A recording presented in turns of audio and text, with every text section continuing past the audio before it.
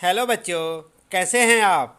बच्चों, आज हम पढ़ेंगे पाठ पापा खो गए। यह एक मराठी एकांकी नाटक है और इसके लेखक हैं विजय तेंदुलकर। इसमें लेखक ने निर्जीव वस्तुओं की पीड़ा का सजीव चित्रण किया है और पाठ में बच्चों के अपहरण की बढ़ती वारदातों पर प्रकाश डाला गया है। तो चलिए शुरू करते हैं और पढ़ते हैं पाठ का सारांश। आप आज की इस वीडियो में सबसे पहले जानेंगे पाठ का सारांश और अंत में पाठ से संबंधित प्रश्नों के उत्तर भी। तो बच्चों, जैसे कि आप यहाँ पर देख सकते हैं, पाठ का नाम क्या है? पापा खो गए। और हम पढ़ रहे हैं यहाँ पर पाठ का सारांश। यह एकांकी लेखक श्री विजय तेंदुलकर जी द्वारा लिखा गया है, जिसमें निर्जीव वस्तुओं की पीड़ा का सजीव चित्रण किया गया है और पाठ के द्वारा बच्चों के अपहरण के बढ़ते वारदातों को दिखाया गया है। रात के समय सड़क पर एक बिजली का खंभा, एक पेड़, एक लेटर बॉक्स और दीवार पर नाचने की मुद्रा में खड़ी लड़की का पोस्टर है। सुबह खड़े खड़े वे जो भी देखते हैं, रात में उसकी बातें करते हैं। खंभा एक स्थान पर खड़े रहने के कारण परेशान है। पेड़ कहता है कि वह तो उससे पहले का खड़ा है, उसका तो जन्म ही इसी स्थान पर हुआ था। उस समय यहाँ कुछ नहीं था, वह और सामने फैला विशाल समुद्र था। सड़क बनने पर जब खंबे को उसके पास लगाया गया तो पेड़ को लगा कि उसका अकेलापन दूर करने के लिए एक साथी मिल गया है। खंबे पर जब बरसात के दिनों में मुसीबत आई तो उस समय पेड़ ने उसे सहारा देकर संभाला था। उस दिन से दोनों में दोस्ती हो गई। दीवार पर लगे पोस्टर के टेढ़े होने से पोस्टर पर बनी नाचने वाली औरत के घुंघरू बज उठते हैं। उसी समय लेटर बॉक्स एक भजन गुनगुनाता हुआ आता है। कौवा भी भजन सुनकर पेड़ के पीछे से बाहर आता है। लेटर बॉक्स अपने डिब्बे में से चिट्ठियां निकालकर पढ़ने लगता है। पेड़ और खंबा लेटर बॉक्स को चिट्ठियां पढ़ने से रोकते हैं। उसी समय वहाँ किसी के आने की आहट होती है। सब चुप हो जाते हैं। एक आदमी अपने कंधे पर एक लड़की को उठाए चला आ रहा था। आदमी ने उस लड़की को बेहोश कर दिया था, इसलिए वह गहरी नींद में सो रही थी। आदमी लड़की को वहीं छोड़कर अपने लिए खाने का प्रबंध करने चला जाता है। आदमी के जाने के बाद खंबा, पेड़, लेटर बॉक्स और कौवा लड़की आदमी के बारे में बातें करने लगते हैं। वे छोटी लड़की उस आदमी से बचाने का उपाय सोचने लगते हैं। उन सब की बातें करने की आवाज़ों के कारण लड़की जाग जाती है। वह सबको बातें करते देखकर हैरान रह जाती है। लड़की को उठा देखकर सब चुप हो जाते हैं। लड़की अपने माँ बाप और घर को याद करके रोने लगती है। लेटर बॉक्स से अब चुप नहीं रहा जाता। लेटर बॉक्स लड़की से बात करना शुरू करता है। वह उसके मन का डर दूर करने का प्रयास करता है। वह लड़की से उसके घर का पता पूछता है, परंतु उसे अपने घर का पता मालूम नहीं होता था। लेटर बॉक्स लड़की को बताता है कि वे लोग भी इंसानों की तरह बात करते हैं। लड़की उन लोगों के साथ घुल मिल जाती है। वे सब आपस में खेलने लगते हैं। सब चीज़ें उसको दुष्ट आदमी से बचाने का उपाय सोचने लगते हैं। उसी समय बच्चे उठाने वाला आदमी वहां आ जाता है। सभी वस्तुएं अपने अपने स्थान पर खड़ी हो जाती हैं। लड़की पेड़ के पीछे छिप जाती है। आदमी लड़की को ढूंढता है, परंतु उसे लड़की कहीं नहीं मिलती। सभी चीज़ें मिलजुल कर उस लड़की की रक्षा करते हैं। आदमी वहाँ से चला जाता है। सभी लोग लड़की को बचाकर खुश होते हैं। लड़की खेलते हुए सो जाती है। लड़की के सोने के बाद सब उसे घर कैसे पहुंचाया जाए, सब इसके बारे में सोचने लगते हैं।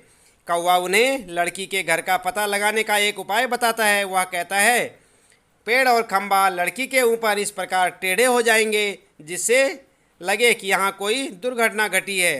खंभा कहता है कि यदि फिर भी वहाँ कोई नहीं आता तब क्या होगा?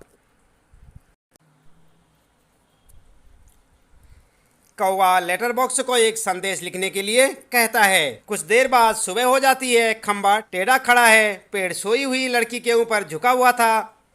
कौवा काँव काँव कर रहा था। पोस्टर पर बड़े बड़े अक्षरों में पापा खो गए हैं लिखा हुआ था। नाचने वाली लड़की उस बच्ची की मुद्रा बना लेती है जिसके पापा खो गए थे। अंत में लेटर बॉक्स सबका ध्यान अपनी ओर खींचता है। वह सबसे कहता है कि जिसे भी इस लड़की के पापा मिलें उन्हें यहाँ पर ले आएं। तो इस प्रकार ये कहानी का सारांश आपने देखा यहाँ पर।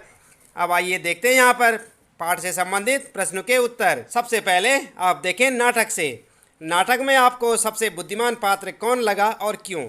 ये होगा आपका पहला प्रश्न। तो आपका उत्तर होगा नाटक में सबसे बुद्धिमान पात्र कौवा है, क्योंकि अंततः कौवे ने ही लड़की के पापा को ढूंढने का उपाय बताया। उसी की योजना के कारण लेटर बॉक्स संदेश लिख पाता है।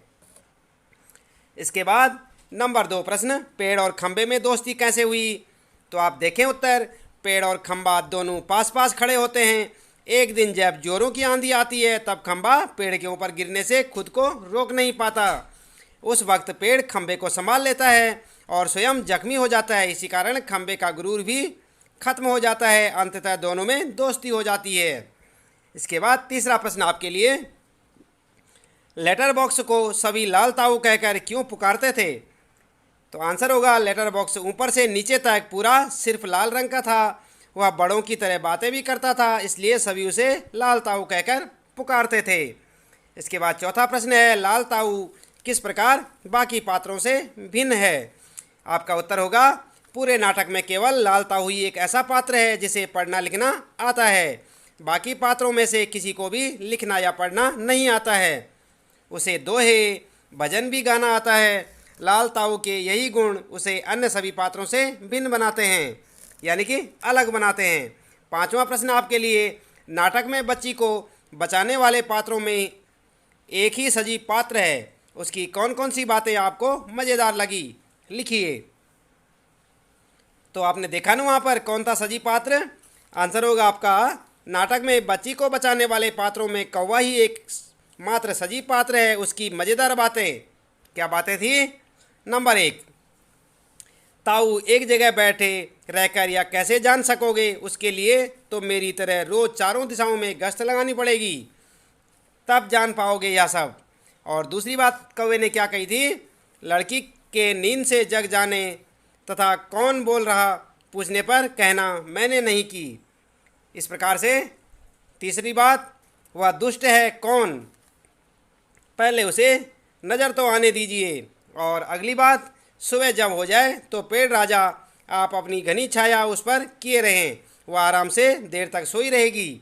इस प्रकार से यहाँ पर कौवे की बातें आपको मज़ेदार लगी होंगी। इसके बाद अगला प्रश्न आपके लिए, प्रश्न नंबर 6 का उत्तर आप कैसे लिखेंगे? आइए देखते हैं यहाँ पर। तो आपका आंसर क्या होगा? आंसर होगा सभी पात्र मिलकर भी लड़की को उसके घर पर नहीं पहुँचा पा रहे थे, क्योंकि लड़की इतनी छोटी थी और इतनी भोली थी कि उसे अपने घर का पता, गली का नाम, सड़क का नाम, घर का नंबर, यहाँ तक कि अपने पापा का नाम तक मालूम नहीं था। ऐसी अवस्था में लड़की को उसके घर तक पहुँचाना संभव नहीं था। इसके बाद आगे प्रश्न आपके लिए नाटक से आगे। तो यहाँ पर पहला प्रश्न आपके लिए, अपने अपने घर का पता लिखिए और चित्र बनाकर वहाँ पहुँचने का रास्ता भी बताइए। तो यहाँ पर क्या करेंगे आप? अपनी जानकारी के अनुसार इस प्रश्न का उत्तर स्वयं देंगे बच्चे। अपने घर का पता आप लिखेंगे और वहाँ पर चित्र बनाकर रास्ता भी आप स्वयं बता सकते हैं। इसके बाद अगला प्रश्न आपके लिए, मराठी से अनुदित इस नाटक का शीर्षक पापा खो गए क्यों रखा गया होगा? अगर आपके मन में कोई दूसरा शीर्षक हो तो सुझाइए और साथ में कारण भी बताइए। तो वैसे तो आपको इसका उत्तर स्वयं से लिखना होगा, लेकिन फिर भी हम आपको यहाँ पर बता देते हैं कि आप किस प्रकार से लिख सकते हैं। तो लड़की को अपने पापा का नाम पता कुछ भी मालूम नहीं था। इधर उधर आपस में बातें करने पर भी इसकी कोई जानकारी नहीं मिलती। तब सभी पात्र एकजुट होकर लड़की के पापा को ढूंढने की योजना बनाते हैं। संभवतः इसी कारण से इस नाटक का शीर्षक पापा खो गए हैं रखा गया होगा। आगे प्रस्तुत नाटक में लड़की अपने पापा से अलग होकर खो जाती है। नाटक के अधिकांश भाग में लड़की के नाम पते की जानकारी इकट्ठा करने की कोशिश की जाती है। अतः पाठ का नाम लापता बच्ची रखना अधिक उपयुक्त लगता है। तो आप ऐसे भी इसका उत्तर लिख सकते हैं। इसके बाद अगला प्रश्न होगा आपके लिए, क्या आप बच्ची के पापा को खोजने का नाटक से अलग कोई और तरीका बता सकते हैं? तो आपका उत्तर क्या होगा? बच्ची को पुलिस स्टेशन ले जाकर उसके खो जाने की रिपोर्ट लिखवानी चाहिए। इससे पुलिस उसके पापा को ढूंढकर बच्ची को उन्हें सौंप देंगे। तो आप इस प्रकार से इसका उत्तर लिख सकते हैं। इसके बाद बच्चों यहाँ पर जो है क्या है, अनुमान और कल्पना से संबंधित कुछ प्रश्न होंगे आपकी पुस्तक में, आप उन्हें देख सकते हैं। पहला प्रश्न है, अनुमान लगाइए कि जिस समय बच्ची को चोर ने उठाया होगा वह किस स्थिति में होगी। क्या वह पार्क मैदान में खेल रही होगी, या घर से रूठकर भाग गई होगी, या कोई अन्य कारण होगा। तो आपका उत्तर क्या हो सकता है। नाटक को पढ़कर ऐसा लगता है कि जिस समय चोर ने बच्ची को उठाया होगा वह गहरी नींद में सो रही थी। तभी तो चोर कहता है, क्या कहता है, अभी थोड़ी देर पहले एक घर से यह लड़की उठाई है मैंने, गहरी नींद सो रही थी, मैंने इसे थोड़ी बेहोशी की दवा जो दी है। यदि वह पार्क या मैदान से उठाई जाती तो लड़की चुराने पर लड़की चीखती चिल्लाती, पर नाटक में ऐसी किसी घटना का उल्लेख नहीं है। आप इस प्रकार से इसका उत्तर लिख सकते हैं। इसके बाद अगला प्रश्न आपके लिए, नाटक में दिखाई गई घटना को ध्यान में रखते हुए यह भी बताइए कि अपनी सुरक्षा के लिए आजकल बच्चे क्या क्या कर सकते हैं। संकेत के रूप में नीचे कुछ उपाय सुझाए जा रहे हैं, आप इससे अलग कुछ और उपाय लिखिए। और इसके बाद यहाँ पर कुछ पॉइंट दे रखे हैं, आप देख सकते हैं इन्हें। समूह में चलना, एकजुट होकर बच्चा उठाने वालों या ऐसी घटनाओं का विरोध करना। इसके बाद अनजान व्यक्तियों से सावधानीपूर्वक मिलना। तो आपका उत्तर क्या होगा। नाटक की इस घटना को ध्यान में रखते हुए बच्चों को कभी भी अकेले नहीं चलना चाहिए, हमेशा अपने माता पिता या किसी परिचित व्यक्ति के साथ ही चलना चाहिए। कोई अपरिचित व्यक्ति अगर ज़बरदस्ती करे या किसी तरह का प्रलोभन दे यानी कि लालच दे तो उसका विरोध करना चाहिए, जैसे चीख कर या चिल्ला कर लोगों की सहायता मांगनी चाहिए। इस प्रकार से आप इसका उत्तर लिख सकते हैं। इसके बाद अगला प्रश्न आपके लिए, आपने देखा होगा कि नाटक के बीच बीच में एक कुछ निर्देश दिए गए हैं। ऐसे निर्देशों से नाटक के दृश्य स्पष्ट होते हैं जिन्हें नाटक खेलते हुए मंच पर दिखाया जाता है, जैसे सड़क, रात का समय, दूर कहीं कुत्तों के भौंकने की आवाज़। यदि आपको रात का दृश्य मंच पर दिखाना हो तो क्या क्या करेंगे, सोचकर लिखिए। तो आप अपने हिसाब से भी लिख सकते हैं, लेकिन यहाँ पर आप उत्तर देख के भी इस प्रकार से लिख सकते हैं। अंधेरी रात का दृश्य है, आसमान में तारे नज़र आ रहे हैं, सड़क के किनारे बिजली के खंभों की लाइटें जल रही हैं, दूर मेंढक की आवाज़ें आ रही हैं, अंधेरा होने के कारण रास्ता बिल्कुल सुनसान है, आसपास कुत्ते भौंक रहे हैं। और इसके बाद बात करते हैं भाषा की बात। तो पहला प्रश्न आपके लिए, आपने देखा होगा कि नाटक के बीच बीच में कुछ निर्देश दिए गए हैं। ऐसे निर्देशों से नाटक के दृश्य स्पष्ट होते हैं जिन्हें नाटक खेलते हुए मंच पर दिखाया जाता है, जैसे सड़क, रात का समय, दूर कहीं कुत्तों की भौंकने की आवाज़। यदि आपको रात का दृश्य मंच पर दिखाना हो तो क्या क्या करेंगे, सोच कर लिखिए। तो बच्चों इसका उत्तर मैं आपको यहाँ पर पहले बता चुका हूँ। इसके बाद आइए देखते हैं इसके बाद क्या प्रश्न हमारे पास। यहाँ पर दूसरा प्रश्न है, पाठ को पढ़ते हुए आपका ध्यान कई तरह के विराम चिन्हों की ओर गया होगा। अगले पृष्ठ पर दिए गए अंश से विराम चिन्हों को हटा दिया गया है, ध्यानपूर्वक पढ़िए और उपयुक्त चिन्ह लगाइए। तो आपने यहाँ पर जो है विराम चिन्हों का प्रयोग करना है। मुझ पर भी एक रात आसमान से गड़गड़ाती बिजली आकर पड़ी थी, अरे बाप रे, वो बिजली थी या आफत, याद आते ही अब भी दिल धक धक करने लगता है। और बिजली जहाँ गिरी थी वहाँ खड्डा कितना गहरा पड़ गया था, खंबे महाराज, अब जब कभी बारिश होती है तो मुझे उस रात की याद आती है, अंग थर थर कांपने लगते हैं। तो यहाँ पर आप देख रहे हैं ना, कहीं पर भी विराम चिन्ह का प्रयोग नहीं किया गया है, तो आप इसमें विराम चिन्हों का प्रयोग करके इसे लिखेंगे। आप कैसे लिखेंगे आप यहाँ से देख सकते हैं।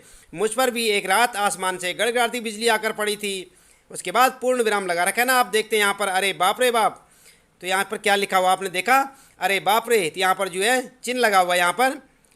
और उसके बाद वो बिजली थी या आफत थी, आफत याद आते ही अब भी दिल धक धक करने लगता है, और बिजली जहाँ गिरी थी वहाँ खड्डा कितना गहरा पड़ गया था। तो आप देख रहे हैं सब जगह चिन्ह लगे हुए हैं विराम चिन्हों का, आप इसमें प्रयोग करना सीखें।